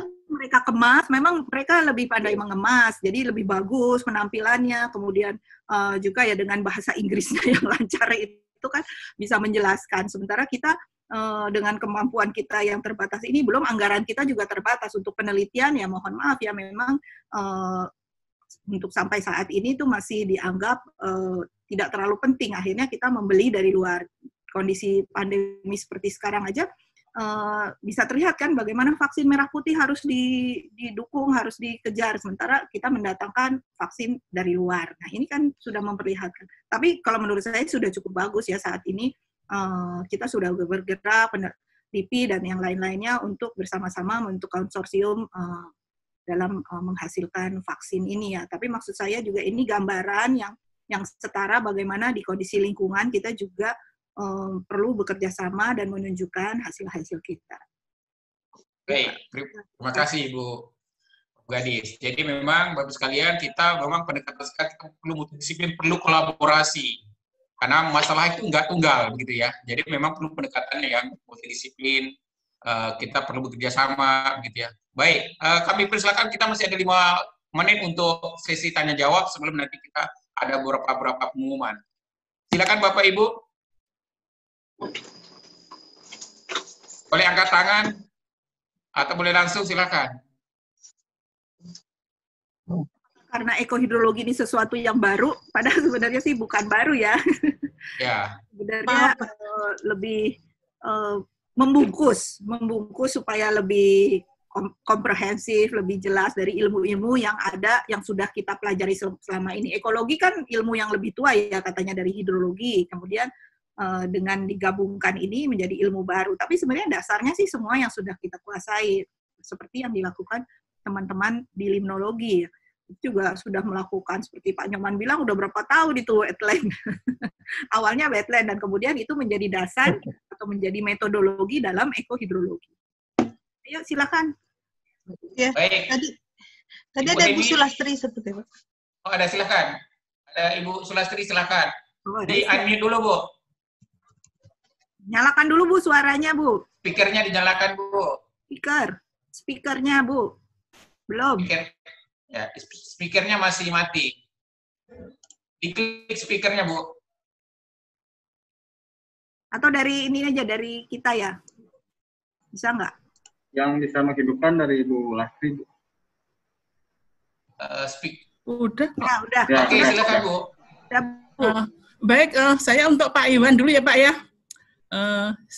Untuk Pak Iwan, tadi model yang dikembangkan itu lebih banyak untuk yang di daratan ya, tapi yang untuk perairan mungkin perlu dikaitkan dengan aspek biotanya ya, karena kan biota itu adalah sebagai indikator ekologis ya. Mungkin kalau fitoplankton mungkin bisa dilihat sebagai dari biomasa klorofil. Bagaimana prediksinya setelah bila tidak dilakukan pencegahan dan juga bila tidak dilakukan upaya. Tapi nanti kalau ada aspek-aspek polutan lain, misalnya kan banyak juga yang polutan organik, polutan logam. Nah ini mungkin perlu dikaitkan dengan aspek biologinya gitu, tidak hanya sedimen dan nutrien. Kemudian untuk Bu Gadis, bagaimana strategi kita bahwa menerapkan konsep ekohidrologi ini, bahwa ini sangat luas, aspeknya sangat luas, permasalahannya sangat luas, dan kalau bicara tadi masalah sungai itu adalah kontinuum, mulai dari hulu sampai dari hilir. Dan aspeknya adalah multidisiplin. Nah, ini dikaitkan dengan aspek aplikasi. Apakah ada strategi? Apakah dari hulu dulu, apa dari berdasarkan segmen, atau kan berdasarkan aspek persoalan, atau aspek bagaimana, sehingga memang konsep ekohidrologi ini kita bisa terapkan di dalam mengatasi masalah. Mungkin itu Bu Gadis dari saya. Baik, terima kasih Ibu Sulastri. Kami persilakan Pak Iwan dulu. Ya. Baik, terima kasih. Maaf tadi internetnya putus di kantor. Jadi saya lab dulu, begitu masuk lagi chatnya tidak ada, jadi tidak bisa baca pertanyaan-pertanyaan di chat. Baik, terima kasih Bu Lastri.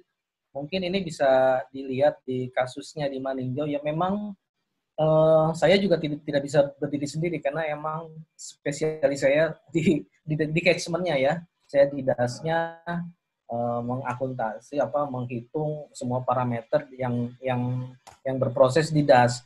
Tetapi untuk kemudian masuk ke perairan, di kasusnya Maninjau itu kan saya kerjasama dengan Bu Agit dan Pak Eko yang lebih banyak melakukan pemodelan di badan air. Saya pikir mulai dari kimia, kemudian biologinya juga bisa dimodelkan karena mereka membangun model sendiri, bukan aplikasi model yang sudah ada. Demikian juga misalnya saya mesti menghitung tadi yang Prof. Gadis usulkan di misalnya Jakarta dengan naturalisasi, mungkin nanti juga bisa kita hitung bagian mana yang berdasarkan pemodelan itu, bagian mana memang yang harus dengan teknik ekohidrologi yang alami, tapi ada satu bagian mungkin karena pas belokan sungai yang tajam dengan secara alamiah tidak mampu, nah itu mungkin sipil teknik bisa dibangun di situ. Yang penting memang seperti Pak Nyoman dan Prof. Gadis juga memang harus terukur sehingga bagian mana yang mesti secara alamiah kita perbaiki, naturalisasi kembali ke alam, tapi bagian-bagian mana yang tidak itu mesti kita uji dulu supaya ya itu tadi penganggarannya pas, dan saya pikir kita mampu juga untuk melakukan hal-hal seperti itu. Ini kasus kami di Toba, waktu itu kita ngitung juga ternyata model yang kita kembangkan lebih bagus daripada konsultan, waktu itu konsultannya juga dari luar, dari Belanda malah. Mereka dengan model yang kompartemen yang cuma beberapa titik dalam luasan Toba yang banyak, tetapi kita udah bisa 2 dimensi dengan berlapis. Jadi kita lebih detail resolusinya daripada yang konsultan asing itu. Jadi sebenarnya kita juga benar, kita bisa bersaing dengan mereka karena memang kemampuannya sudah ada. Kemudian bulan juga sebagai kita ya pemodel baik yang di catchment ataupun yang di perairan. Nah itu kita butuh juga algoritma dalam pemodelan itu masukan dari teman-teman yang mempelajari ilmu dasar seperti itu tadi. Terima kasih Pak. Itu cukup. Baik, terima kasih Pak Iwan. Kami persilahkan Ibu Gadis tadi terkait dengan strategi ya. Silakan Bu Prof. Ya, terima kasih Pak Ondriza. Terima kasih Bu Lastri untuk pertanyaannya ya. Memang kalau kita lihat, kita harus melihat dulu permasalahannya. Jadi kita identifikasi dulu permasalahannya. Karena misalnya seperti Sungai Citarum, itu kan sangat panjang ya. 269 km kalau tidak salah ya. Nah, kita identifikasi dulu mana sebenarnya yang bisa kita tangani terlebih dahulu atau mana yang paling mendesak untuk ditangani. Setelah diidentifikasi itu kemudian kita pilihkan targetnya apa dan kemudian kita aplikasikan metodologinya dengan pendekatan ekohidrologi itu dan ekohidrologi ini juga bukan satu-satunya solusi kalau menurut saya dalam menangani masalah misalnya sungai dari hulu sampai hilir. Jadi kita juga harus bekerja bersama-sama dengan pendekatan disiplin ilmu lainnya, termasuk juga masalah sosial yang ada di sana. Jadi seperti yang tadi di slide yang saya perlihatkan di Singapura misalnya, di mana drainase itu yang tadinya konkret kemudian diubah menjadi berbelok-belok alamiah mungkin. Nah kalau itu diterapkan misalnya di Jakarta, di satu kanal yang penuh dengan sampah, yang sampahnya itu katanya seperti